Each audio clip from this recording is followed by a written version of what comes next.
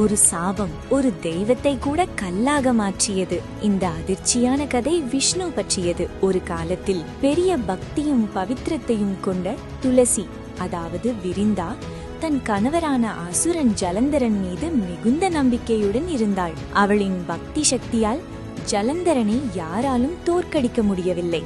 தேவர்களுக்கே அது ஒரு பெரிய சவாலானது. அப்போது உலக சமநிலைக்காக விஷ்ணு ஒரு கடினமான முடிவை எடுத்தார். அவர் ஜலந்தரன் போலவே உருவம் எடுத்து துளசியின் முன்னால் தோன்றினார். அதை உணராத துளசி தன் தவப்பலனை இழந்தாள். அந்த நொடியில் ஜலந்தரன் வீழ்ந்தான். உண்மையை அறிந்த துளசி விஷ்ணுவின் மீது கோபத்தில் சாபமிட்டாள். நீ கல்லாக மாறுவாய். அந்த சாபத்தால் விஷ்ணு ஷாலிகிராம் என்ற புனித கல்லாக மாறினார். ஆனால் அந்த சாபமே ஒரு புனிதமாக மாறியது. துளசி ஒரு தெய்வீக செடியாகி இன்று வரை விஷ்ணுவுடன் சேர்ந்து வழிபடப்படுகிறார். ஒரு சாபம், ஒரு தியாகம் இன்று வரை தொடரும் ஒரு புனித உறவாக மாறியது.